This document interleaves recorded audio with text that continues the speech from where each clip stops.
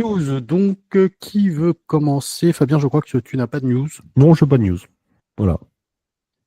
Très Il bien. est resté en 1929, lui. Exactement. Il n'y a Exactement. que JM et Fabien, moi là, qui sommes en 2024. Là. voilà, là, il est bloqué, là. Donc, on va le laisser comme ça. Il n'y avait pas Internet en même temps à cette époque-là. Je me prépare. C'est pour ça. Exactement. Exactement. C'est comme un boxeur avant le combat, quoi. Il a besoin de concentration. Isabelle, tu as une news, toi, par contre. J'ai une petite news, oui, qui concerne New York ces derniers jours. Les New-Yorkais, les habitants des boroughs entourant New York, parce que revient sur le tapis le fameux dossier du péage urbain de New York, qui avait été stoppé en juin 2024 par la gouverneure Kathy Hochul pour une durée indéterminée. Ce projet, il a été réactivé là, il y a une dizaine de jours, et puis là, tout s'accélère.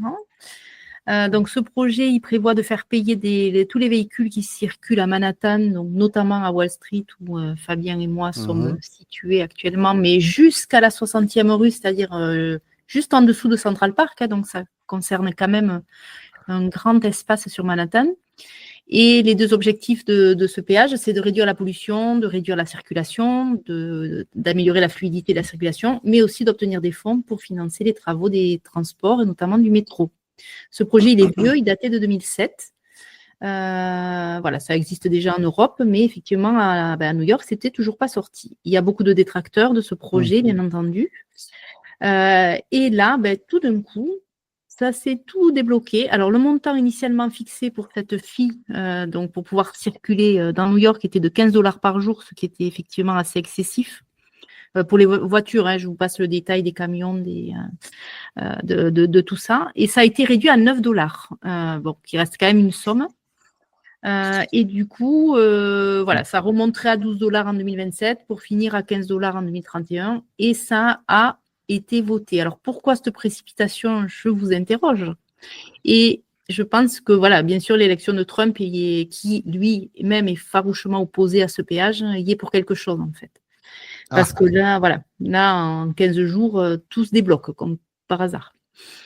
Et donc, il doit rentrer en vigueur le 1er janvier 2025. Je pense que ça va changer quand même pas mal de choses pour les New-Yorkais, pour les touristes aussi, pour New York en général. Donc, et puis, alors, ça tourne en boucle sur... voilà, un petit peu dans les news qui concernent New York en ce moment, ça fait couler beaucoup d'encre. Voilà.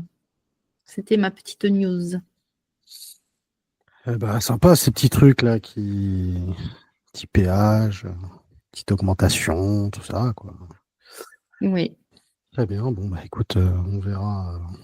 On va suivre l'évolution de tout ça. Et notre cher maire de New York, là, il en est où Là, il fait plus profil bas là, en ce moment. Ouais, je pense que il n'est pas trop. Ça l'arrange plutôt, les derniers événements. Voilà. Donc là, pour l'instant, on n'en parle pas trop.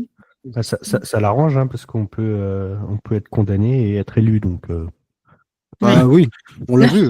Oui, on l'a vu. Ça lui va. Tu peux avoir autant de casseroles au cul que tu veux. Apparemment, ça ne gêne pas grand monde. C'est ça. Quant à moi, je vais parler de thérapie. Je vais parler de la thérapie du post-it. Alors, qu'est-ce que c'est que la thérapie du post-it? En fait, de base, c'était pas vraiment une thérapie du post-it. C'était quelque chose qui s'appelait la théorie du métro. Non, la thérapie, pardon, du métro. En fait, c'est une idée qui est née de Matt Chavez et qui avait initié sur le mur d'un couloir de métro à Manhattan une idée de pouvoir griffonner des petits mots en 2016 après la première élection de Trump. Et là, il a refait ce procédé, mais sauf que cette fois, c'est avec l'aide de post-it, puisqu'il, voilà, vu à l'époque, n'avait pas eu l'idée de mettre des post-it, mais là, effectivement, ça a évolué. Et en fait, pourquoi? Ça permet aux passagers, donc ça peut être des touristes, des habitants de New York, voilà, des travailleurs, de la famille, n'importe, de pouvoir griffonner un petit mot sur les pensées qu'ils ont. Donc ça peut être défendre le féminisme, ça peut être plein de choses. Donc les petits mots comme ça sont griffonnés par les gens et ça commence à faire un mur quand même assez dingue. Ah, je peux te répondre. Donc ouais, et comme le disait Matt Chavez, je remarque que les gens écrivent plus sur leur peur et leurs craintes, mais aussi sur leur force et leur résilience.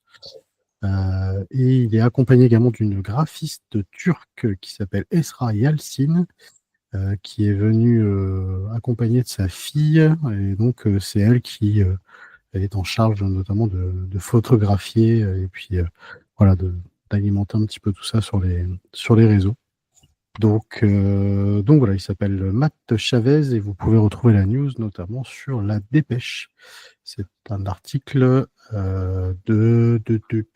d'aujourd'hui, non, du 17, pardon. Du 17 novembre.